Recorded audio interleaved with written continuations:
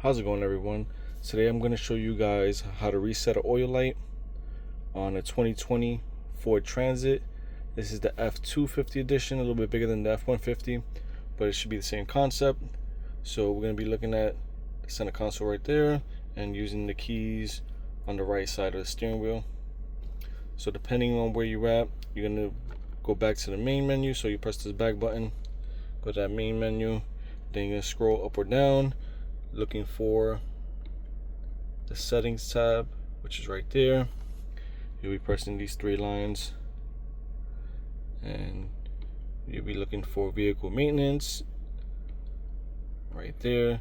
Press OK on that, and then you're gonna press OK on the oil life and hold that so you see it says successful. Then you're gonna be pressing back again. This is a good way to see your tire pressures.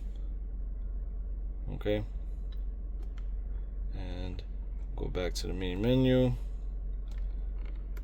You know how it is. If it is a customer, go back to the way they had it and you're good to go. Hope this helps. Have a good one. Leave a like. Thanks.